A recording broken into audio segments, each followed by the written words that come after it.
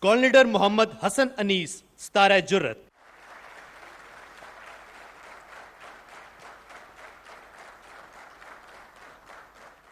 Squadron Leader Talal Hassan, Stara Jurrat.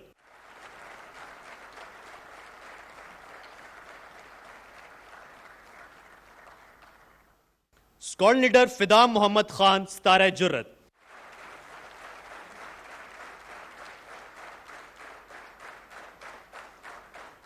Squadron Leader Muhammad Ashad Amir, Stara Jurrat. Now, I would request Chief of the Air Staff to address the audience. Bismillah ar-Rahman ar-Rahim. Principal Staff Officers, Honorable families of Shuhada, distinguished guests, ladies and gentlemen, Assalamu alaikum wa rahmatullahi wa barakatuh. It is my profound privilege and honor to attend the first commemoration ceremony of Marka-e-Haq. On this special occasion, I thank all the distinguished guests for joining us today. No doubt, the presence of Shuhada families and the war heroes make this event special and memorable for us all. Ladies and gentlemen, Operational Marka-e-Haq has great significance in the history of Pakistan Air Force, as indeed our country. After the Pahalgam incident, India immediately blamed Pakistan without evidence and announced some immature and hasty measures which created hostile environment. On the other hand, the government of Pakistan and its leadership also condemned this incident and offered our full cooperation in its impartial investigation. However, considering the escalatory statement of Indian leadership and growing military hype, defense forces of Pakistan promptly undertook necessary safeguards with highest operational readiness. Immediately, Pakistan Air Force declared highest level of alert, enhancing full spectrum surveillance to ensure complete observation of enemy moves. Ladies and gentlemen, to thwart any hostile intent, Pakistan Air Force maintained a strong defensive counter-air posture through launching of multiple CAP day in and out. We also did timed scrambles and round-the-clock surveillance through airborne early warning radar and through our integrated air defense system. Alongside, Pakistan Air Force deployed, integrated, and operationalized its multi-domain assets all across in shortest possible time to counter any aggression which was evident. IF transport fleet flew over 550 sorties to support large-scale forward deployments of its fleet and offensive weapon system, whereas Pakistan Air Force was observing each and every Indian Air Force move that was being undertaken. Indian Air Force effort to conceal its preparedness and asset were denied through bold counter moves by Pakistan Air Force. Pakistan Air Force undertook aggressive preparatory exercises and deployment in north, south, and center. Predominantly in first phase, we started to deploy towards south with an aim to, pull out the Indian aircraft which was, deployed somewhere in Ambala and Gwalior, and that was their main punch. I'm referring to the Rafale aircraft. While most of their aeroplanes like Su-30, Mirage 2000 were deployed starting from Srinagar, Avantipur, Ambala, Adampur, Jamnagar, Sirsa, Bathinda, Nalia, Bhuj, and all areas, except the Rafale aircraft, which was deployed initially in Hashimara, then moved to Ambala, and then subsequently this entire package was moved to Gwalior.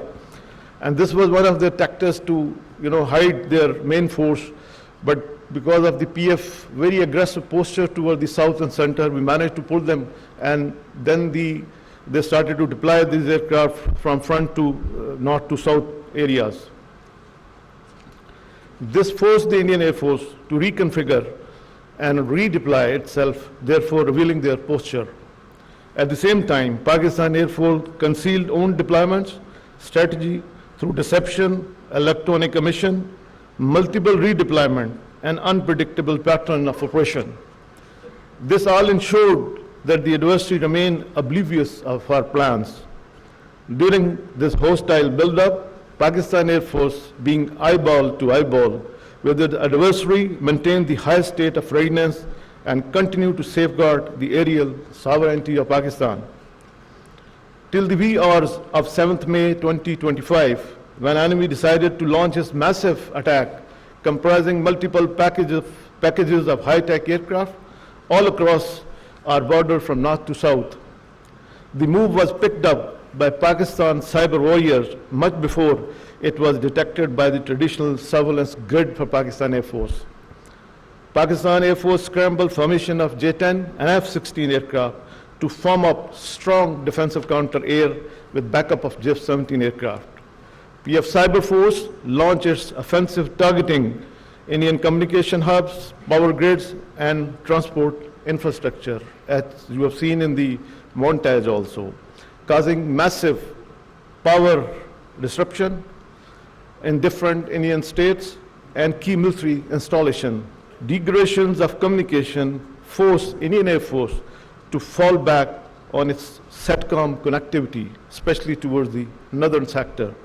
This multi-domain interplay severely degraded Indian Air Force capability to operate as an integrated network force. What follows was the largest and longest BVR versus BVR engagement in the history of air combat. Despite being outnumbered, ladies and gentlemen, Pakistan Air Force fought aggressively, denying enemy the opportunity to enter into our airspace. The enemy was compelled to stay at a distance from our borders. In desperation, Indian Air Force launched its weapon from a stand of ranges while staying within its own territory. Immediately, these high-speed projectiles were picked up by our sensors. And to the enemy utter surprise, Pakistan Air Force, in an unprecedented switch, turns its defensive posture into offensive posture. Pakistan Air Force valiant pilots started targeting enemy top-line fighter aircraft. Within minutes, multiple Rafale jet, Su-30 MKI, Mirage 2000, MiG-29, and multi-million-dollar unmanned system were shut down. This devastating blow shocked the enemy, and Indian Air Force was not seen in air for the remaining part of the conflict. When adversary resorted to other domains of unmanned system, it also met the same fate. Out of dozens drones launched on Pakistan, none was able to return home. Our killer drones, hypersonic missile, and long-range weapon struck 16 enemy air bases within a span of about 8 to 10 hours. Key military installation, BrahMos site, critical command and control center, and 2 of its prize S-400 battery was neutralized. While Indian Air Force was off the skies with complete air dominance, Pakistan Air Force continued pounding the enemy target all across. The adversary was shocked by the Pakistan Air Force aggressive attack, campaigns against its main bases, and key installation all across sectors. At the core of this success was Pakistan Air Force homegrown kill chain that seamlessly integrated all our operational element into single formidable force package. We employed the element of cyber, electronic warfare, and space along with long-range vectors, unmanned aerial system, killer drones, and loitering munitions. For the first time in the history of air warfare, PF conducted full-spectrum, multi-domain operation. The world was stunned to witness this superb execution of PF operation that were excellently choreographed and flawlessly executed. Thus, Pakistan Air Force strongly displayed its capability, resilience, and dominance in Marka-Haq, upholding the glorious legacy being second to none. Certainly, this resounding success was the outcome of unified approach by all the elements of national power and above all, Allah's special blessing. Without any doubt, Pakistan Air Force could have gone further, but we exercised responsibility, mature and well-calibrated force application. Pakistan Air Force attacked many high-value and high-visibility targets. Its power and transport system was disrupted, critical operational installation crippled, most modern Rafale were shut down, and state-of-the-art S-400 battery was destroyed. The enemy was literally on its knees much before we could imagine. Ladies and gentlemen, what the world witnessed in May 2025 was not achieved overnight, but acquired through our transformative modernization undertaken within past 4 to 5 years. Accordingly, we realigned our operational doctrine, concept, and strategy, keeping in view the limited fiscal space and technological option. PF vigorously pursued a very aggressive, innovative, and practicable strategy of modernization. We inducted and operationalized numerous advanced combat and combat support capability along with niche technology in a record time. The smartly executed homegrown kill chain was developed under the ambit of newly established National Aerospace Science and Technology Park, commonly known as NASTAP. No doubt, establishment of this strategic setup of national significance has ensured that our indigenous process remain enduring and leading to robust defense mechanism. I would like to share with this esteemed gathering that the range of capability at NASTAP are expanding at an unprecedented time frame. It is heartening that a host of indigenous projects are still in the pipeline that are being vigorously pursued following aggressive timelines. I salute each and every member of Pakistan Air Force for their professionalism and hard working during testing time. No doubt you fought aggressively in synergy with sister services, and the entire nation is proud of your courage and bravery. I also commend all branches of Pakistan Air Force for their outstanding contribution during Marka-e-Haq. In particular, I appreciate the relentless effort of engineering branch that ensured high state of readiness for our platform and combat support system. Likewise, support branch worked tirelessly to ensure that every operational requirement was timely fulfilled all across and throughout.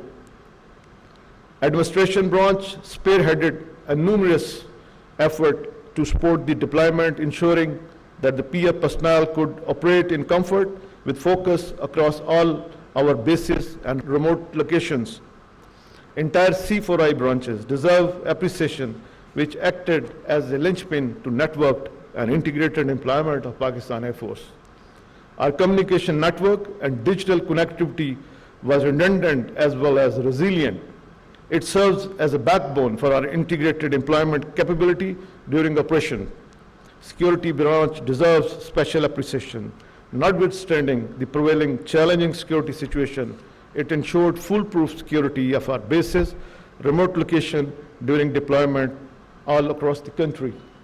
Undoubtedly, this victory also reflects great credit on the firm resolve of our national leadership. Alongside well-executed tri-service synergy under full support of Field Marshal Sayyid Asim Munir. While celebrating this success with humility, we singularly remain focused on preparing hard for the future challenges. To uphold the national pride, if our sovereignty is challenged, ever engaged. On this historic occasion, I must make a special mention of our Shahada. Indeed, we are indebted to their supreme sacrifice, matchless contributions, and selfless devotion, which will always be remembered with great admiration. No doubt, they are alive in our hearts and will continue to shine in the glorious history of Pakistan